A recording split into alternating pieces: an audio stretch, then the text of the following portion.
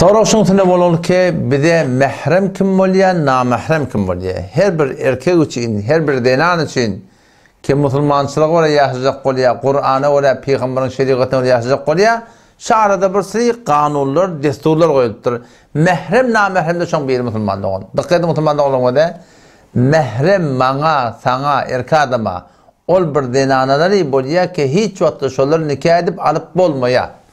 Ve siz ayarlı onlara mehrem erkek adamlardan ol bir erkek adamları bolya ki hiç vaxtı şu denanalar şu erkeklere hiç vaxtı nikah edip de çatılışıp başarmayarlar. Bu bir gurum oldu. Bu bir mehremin gurumu. Mehrem mana, sana erkek adama ol bir denanaları ki hiç vaxtı şolar nikah edip alıp bolmaya. Ve denana yallı oğlamda mehrem ol bir erkekleri ki hiç vaxtı şöyle bir nikah tuğratında çatılışıp başarmayarlar. Bola kimin gurunu? Mehremin gurunu. Namahremden böyle, namahrem de olsun terti. Ol bir denanaları ki meni seni erkek şunu ve her suratında şu atiye gelecekte nikah edip alıp başarayan olsak şöyle böyle bir de namahrem ol bir denanaları ki haytı bir erkeklere gelecekte şu atiye gelecekte haytı bir suratında şolar birbirinin nikah suratında çatılış başarayan olsa şöyle böyle şolar neyme? Namahrem Müslüman doğun. Misal öyle 23. ayet Sure-i Nisa'nı barıp okuydan Allah Tebarek ve Teala bir erkeklere haytı bir denanılan nikahının haramlığına ediptir. Ya şöyle bir de ne oluyor? Şöyle bir de mehrem oluyor. O taraftaki denanılar ki şöyle erkek adamlar çatılış başarmayarlar. Ola da ne oluyor? Ola da şöyle mehrem oluyor. Avol başta ne Allah Teala ediptir? 23. ayet Sure-i Nisa'nı barıp okuy.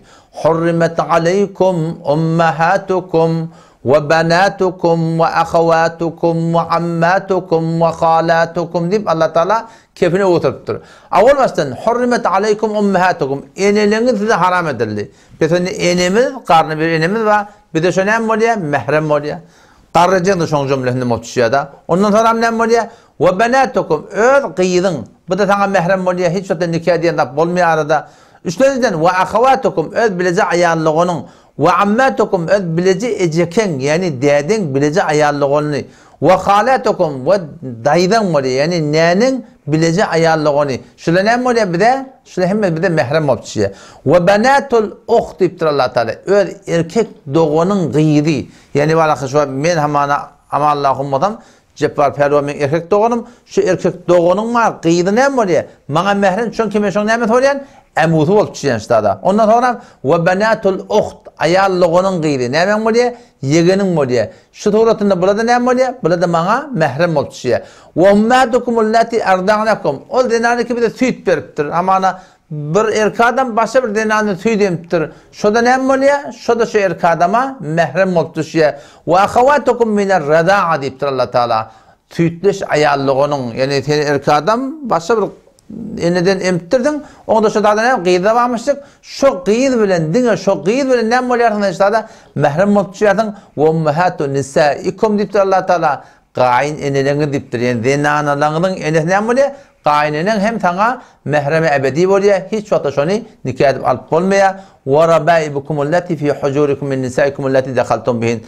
Bir adamla oluyor, hele yalıya, dul hele yalıya, o dülheleyde ödeyinde qıyız sürük geliyor. Şu tuğratında bu da eğer yaşayıp başlandan sonra şu gelen qıyda ne oluyor ki erkek adama mehremi ebedi olup çıkıyor Müslüman doğun. Onun kulli tuğratında var akım şöyle bizim mehremlemedi. Ya başka tuğratında var piş geldi yani bir hiç surat şu nikah alıp olmayan Müslüman doğun şöyle ne oluyor bir de mehremi ebedimiz oluyor. Ama ondan gayrı tuğrat ne mi? Ola bir de namehrem olup çıkıyor.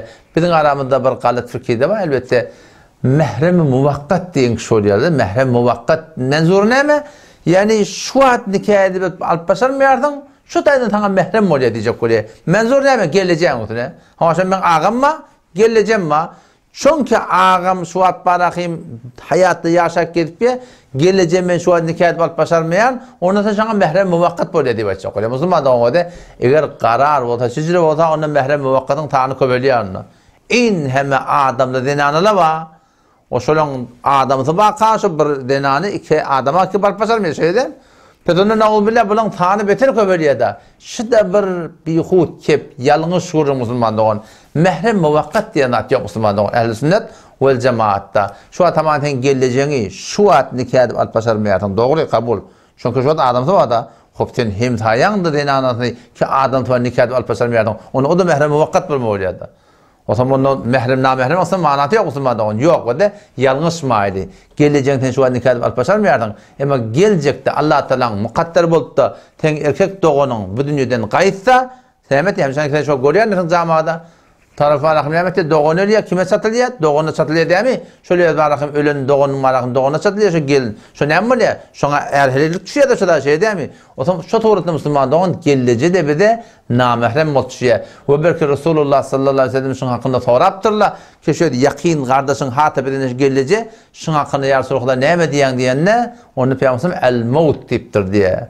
Ya Resulullah hamun hakkında ne mi diyen yani erkek adamın yakın kardeşleri var da şu hakkında ne mi diyen diye vaydanda Peygamber Efendimiz de el maut diptir ölüm şu diptir yani ölüm ne kadar yamandat hem milletin cüda et diye şu tuğrutunda gelece de şu yaman namehremden biri şu ne mi diyeyim şu baştaki namehremden görebilmiyordun baştaki namehremden barabilmeyen kıyın baştaki namehremden kepleşmekten kıyın ama böyle öğünde gitpiye öğünde oturturup gitpiye şu tuğrutunda Müslüman doğun şula bilin ahdi tuğrutunda kepleşmeklik oturmaklık durmaklık o tuğrutunda aça gürün etmeklik Müslüman doğun şu zatlar öyle kamlı günah kaçırık petonu o da sözün kıytıkası o da bir de mehrem kimlik belli oldu namehrem kimlik de belli oldu o zaman şu namehremle bilen bir de ahdi tuğrutunda şah gürün etmeklik o namehrem denarlı da bizim yanında yüzünü açık gelip de surda bir rahat bulmaklık Müslüman doğun doğruca Allah Tebarek ve Teala'nın Kur'an'daki aydan hükmüne Müslüman doğun ters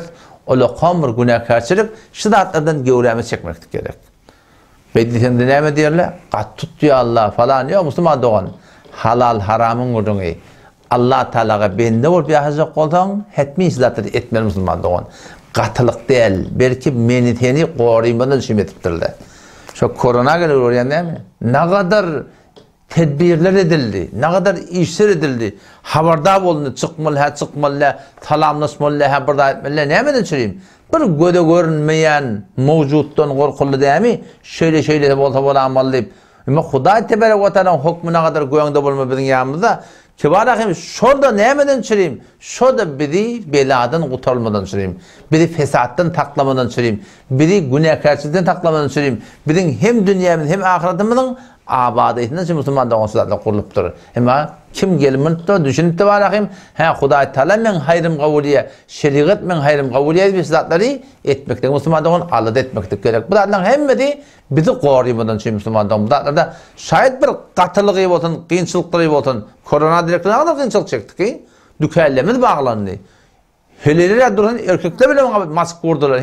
Başa gaylık oldu değil mi de? Şöyle ne mi düşüneyim? Şu derde böyle müptela olmayacak olup şey ettik değil mi? Eynen şu turda Müslüman da oğlum. Mehrem namehrem rahat etmeklikte de bizim ken belalardan, ken fitnelerden, ken fesatlardan merak edin. Necat tapmakla buna Huday Teala koyun bir yolu şu. Kıyınan takda bizim Türkmen idarasında şiddetler rahat edilmedi direkti. İnerkemden camiamızda o da ne kadar narahatıyla şunun hakkında köpelip de ne kadar fesatlar bizim aramında kıyınladık da ravaş tafip veriyor. O zaman şulardan merakayım, pedonda mehrem namehrem belli oldu değil mi? Mehrem kim? Hiç vakitte tenşöverin nikah tuğratında çatılışıp başarmayardın. Tenşöverin oturuşunun, işenin, kepleşenin, gurungelerinin iradı yok. Namehrem kim oldu? Haytımır tuğratında şu vatiye gelecekte şunu sen nikah edip alıp başarayamadın. Nikah tuğratında çatılıp başarayamadın. Onun hem namehrem oldu, o bilen attığı gurun etmeklik, yüzünün on yana açık gelmeklik, o bilen akkacan, vakkacan gülşük gelmeklik, şokiyedik gelişimine gelmeklik, degişik gelmeklik Müslüman doğun, bir ola kamır günahkarçılık, bir gurunma yöne namehrem bile kepleşmeli vakt boluyor, bir zarurette boluyor da ne yapalım kepleşmeli? Ne metodunda kepleşmeli? İnşallah, onu inşallah neticede açıklayıp aytıp vereyim.